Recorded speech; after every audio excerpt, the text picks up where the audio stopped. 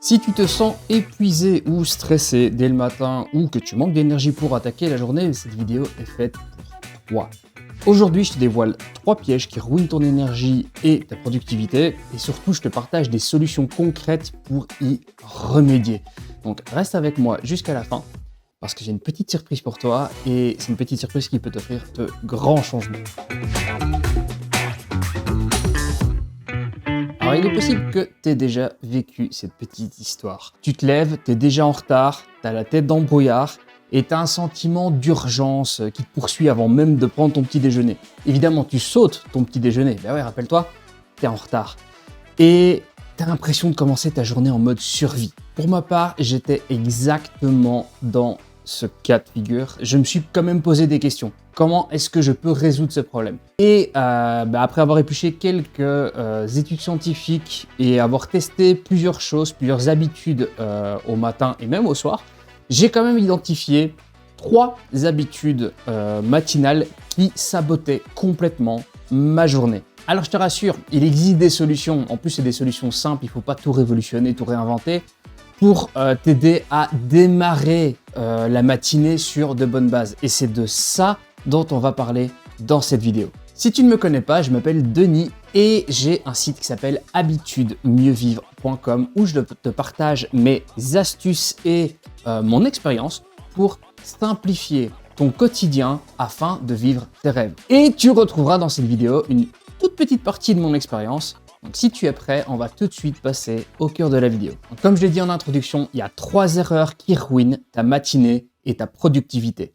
Et la première, c'est la plus courante, et je suis sûr que tu la connais, c'est appuyer sur le bouton snooze sur le réveil. Donc si tu veux un résumé de mon adolescence, c'est le réveil qui sonne, appuyer sur le bouton snooze, me rendormir, avoir le réveil qui sonne, appuyer sur le bouton snooze, me rendormir, avoir le réveil qui sonne, appuyer sur le bouton. Je crois que tu as compris. À chaque fois, je me disais, je suis fatigué, donc encore 5 minutes, ça va aller, je serai mieux quand je vais me réveiller, ça va aller, je vais tenir le coup. Et puis en fait, j'ai réalisé que c'était le cœur du problème. Ce bouton snooze, le fait d'appuyer tout le temps sur ce bouton et de retarder son réveil et toujours être dans le retard, c'est ça qui me foutait dans le mal. Alors il y a plusieurs raisons à ça, mais pour faire simple, ces micro-réveils répétés, en fait, fragmente complètement ton sommeil et perturbe ce qu'on appelle le rythme circadien. Donc les chercheurs appellent ça le sommeil interrompu en micro-réveil. Et donc ça perturbe complètement la qualité réparatrice de ton sommeil. On croit gagner du temps de sommeil, mais en réalité, on perd de l'énergie pour plus tard. Alors, je suis pas scientifique. Par contre, j'ai testé plusieurs expériences pour voir si je pouvais améliorer cette qualité de sommeil et mettre fin à cette habitude et voici les solutions que j'ai trouvées, les petits conseils pratiques que tu peux appliquer toi-même. La première chose, c'est tu mets une seule alarme parce que je te vois arriver avec ton iPhone avec tes 50 réveils différents pour être sûr de ne pas le louper, même si tu appuies à côté du bouton snooze. Pire idée du monde. Donne un seul réveil, une seule alarme et comme ça ton inconscient sait que tu n'as pas le choix et que tu es obligé de te lever. La deuxième chose à faire, c'est de placer ton réveil hors de portée, c'est-à-dire que s'il est à côté de toi et que tu peux faire ça comme ça et le toucher sur ta table de nuit pour le couper, tu vas le faire par réflexe. Par contre, s'il est dans le meuble, en face, sur le meuble, en face de ton lit ou même en dehors de la pièce, ce qui est mon cas, littéralement mon réveil il est dans cette pièce, tu es obligé de te lever pour l'éteindre. Donc c'est plus possible d'appuyer sur le bouton snooze. Une fois que tu es déjà debout, tu n'as plus envie de couper le réveil. Tu fais on s'en va, on fait notre journée. Autre chose qui fonctionne super bien, c'est d'utiliser un simulateur d'aube. Alors il y a des réveils qui ont ce truc de s'allumer doucement pour faire une petite lumière bien sympathique, machin. Personnellement, j'ai opté pour les ampoules connectées et ça permet réellement un truc sympathique parce que je peux réveiller seulement un côté de la pièce et donc de me réveiller sans forcément réveiller ma compagne si elle a envie de dormir. La dernière chose que je peux te recommander, c'est d'utiliser une appli de suivi de sommeil comme Sleep Cycle ou directement un matériel pour éviter de devoir justement avoir ton téléphone à côté de toi ou une Apple Watch. Il y a des gens qui n'aiment pas dormir avec des montres. Il y a les montres Withings qui font ça très bien, donc évidemment c'est une autre montre. Ou alors il y a les tapis de suivi de sommeil de chez Withings qui font un travail formidable. Je te laisserai un petit lien dans la description, un lien affilié à Amazon évidemment. Et tu verras, moi c'est ce que j'utilise et personnellement je trouve ça génial parce que j'ai vraiment des données sur comment je dors Et donc, si je vois où sont les problèmes, je peux agir directement sur les causes de ces problèmes. Et l'application Weavings te commente les données pour t'expliquer justement où sont les problèmes et te donne des conseils pour améliorer ton sommeil. Donc ça, c'est le premier axe. La qualité de sommeil et ton réveil va forcément agir sur ton niveau d'énergie pour la matinée et même pour le reste de la journée. Mais autre chose qu'on néglige complètement, c'est l'hydratation et l'alimentation. Si je parle encore un petit peu moi, tu verras que j'adore parler de moi dans ces vidéos. La première chose que je faisais dès le matin, c'est que je prenais un café noir, sans lait, sans sucre. Alors pour le coup, sans lait, sans sucre, c'est pas une mauvaise chose. Le problème, c'est de commencer directement par ça. On va en reparler. Je pensais que ça me suffisait, sauf qu'en fait, à 10 h du matin, j'avais un crash absolument horrible. J'avais plus aucune énergie. Évidemment, en fait, mon estomac était vide et donc mon cerveau, il avait plus de jus pour bosser dans la journée. Pourquoi est-ce que ça fonctionne pas? Pourquoi est-ce que c'est important de s'hydrater et de manger correctement le matin? C'est très simple. En fait, la nuit, tu vas perdre de l'eau et tu vas consommer de l'énergie. Même si ton corps est en veille, tu consommes toujours un petit peu d'énergie. Donc, le lendemain matin, ton cerveau, il a besoin de carburant, tout simplement. Mais le réservoir est absolument vide. Donc, sans un petit déjeuner équilibré, et la notion d'équilibré est importante, et surtout une source d'hydratation, ta glycémie va forcément plonger et c'est la grosse fatigue qu'on connaît tous. Et donc, évidemment, encore une fois, j'ai des solutions. Il y a des bons réflexes à adopter. Déjà, la première chose que tu peux faire dès que tu te réveilles, c'est de prendre un verre d'eau. Ce verre d'eau, déjà, il va te réveiller parce que le côté froid de l'eau va déjà avoir un effet, mais en plus de ça, tu vas t'hydrater. Donc ça, c'est une très bonne chose. Ensuite, dans les 30 minutes qui suivent ton réveil, tu vas pouvoir manger, alimenter la machine et donner du carburant pour ton corps. Un bon petit déjeuner, ça combine des protéines comme des œufs, du fromage blanc, ce genre de choses, avec ce qu'on appelle des glucides complexes. Ça peut être des flocons d'avoine, du pain complet par exemple. Alors évidemment, la deuxième chose, c'est de boire de l'eau toute la journée. Tu peux commencer par un verre d'eau, ça c'est super, mais il faut continuer à s'hydrater toute la journée. Il y a des applications qui sont géniales pour ça et qui t'ennuient tout le temps en te disant mais il est temps de boire un verre d'eau. Sauf que pour le coup, c'est une bonne distraction, une bonne notification qui t'ennuie parce que celle-là, elle va t'obliger à prendre soin de ton corps. Et alors, si c'est un problème pour toi comme ça l'était pour moi, prépare ton petit déjeuner la veille pour gagner du temps. Il y a plein de recettes qui peuvent être préparées à l'avance, notamment avec des flocons d'avoine et du fromage blanc.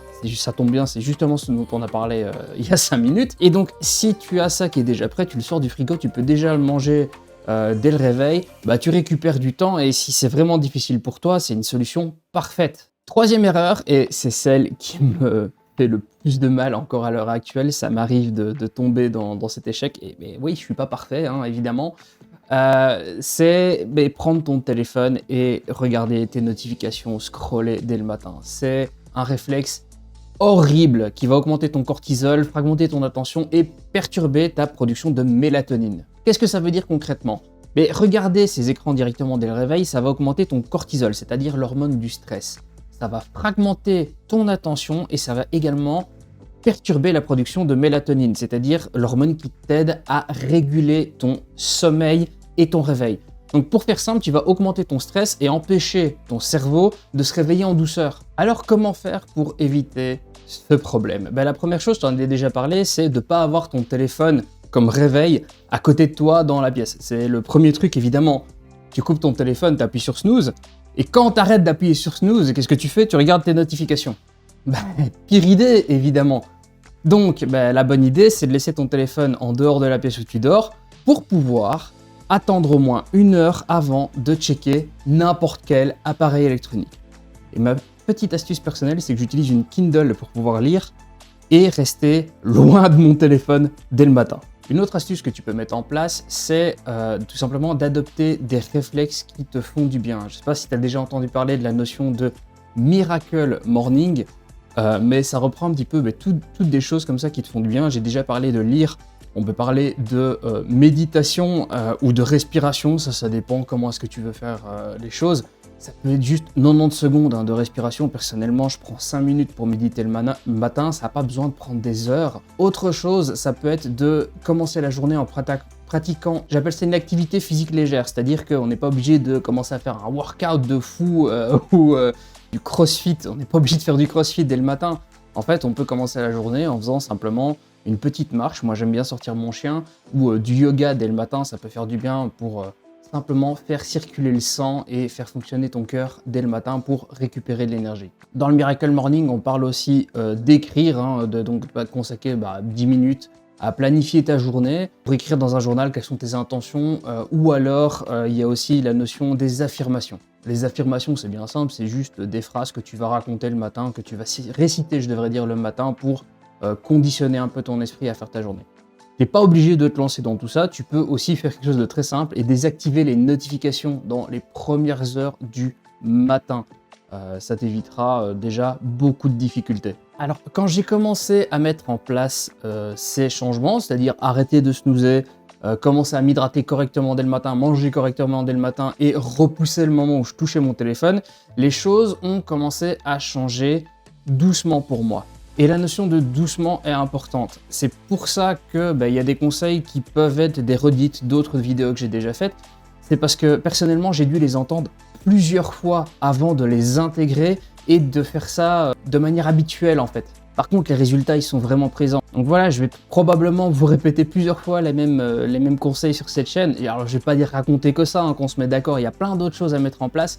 Mais je vais probablement répéter souvent les mêmes choses. C'est parce que il n'y a pas de secret. En fait, vous savez déjà ce qu'il faut faire pour aller mieux. La question, c'est combien de fois vous allez devoir l'entendre pour l'intégrer et mettre en place des premiers changements pour obtenir des premiers résultats. Et après, combien de temps il va vous falloir pour en faire une habitude et ne plus jamais retomber dans vos défauts ou en tout cas ce qui va vous blesser et réduire votre énergie dès le matin. Mais essayez, parce que le résultat, comme je vous le disais, il est génial. Je suis plus focus, j'avance beaucoup plus vite dans mes propres projets et ma journée se déroule avec beaucoup plus de sérénité. Donc si tu dois commencer quelque part, commence par ces 3 astuces. Tu verras que en les appliquant, tu te sentiras beaucoup plus productif et serein dès les premières minutes de la journée. Et si tu veux aller plus loin, j'ai autre chose à te proposer si tu m'autorises à t'en parler. J'ai créé ma propre méthode qui s'appelle l'état d'esprit du succès et l'objectif c'est de t'aider à retrouver l'attention que les réseaux sociaux, les smartphones et les notifications t'ont volé et à maintenir 100% d'énergie à travers la journée et donc décupler ta productivité au quotidien. Si tu veux savoir de quoi il s'agit, je t'ai laissé un lien dans la description qui te permettra de découvrir tous les détails sur la formation comme les 5 modules qui la composent, la garantie tester son risque et tous les bonus parce que il y a des bonus en ce moment et même une petite réduction de prix. Mais attention, c'est temporaire, évidemment. Je ne vais pas rentrer dans les détails dans cette vidéo, j'en ai déjà parlé. Tu as toutes les informations dans la page et le lien qui sont dans la description. Donc si ça t'intéresse, moi je te retrouve de l'autre côté sur la page et dans la formation. Pour conclure, rappelle-toi seulement que les matinées, c'est la bande-annonce de ta journée. Si elle est réussie, tout le reste va suivre. Alors finis-en avec tes mauvaises habitudes et retrouve le plaisir de démarrer ta journée en pleine forme. Et alors pour finir, si tu peux penser aux actions habituelles pour soutenir les créateurs ou les vidéos qui te plaisent sur YouTube, likez la vidéo si elle t'a plu, commentez et partagez ton ressenti ou posez tes questions dans les commentaires. Et alors bien sûr, abonne-toi pour plus de conseils sur la productivité, le bien-être et le développement personnel. N'oublie pas qu'il n'est pas nécessaire d'être parfait, juste de faire de son mieux jour après jour. À la semaine prochaine.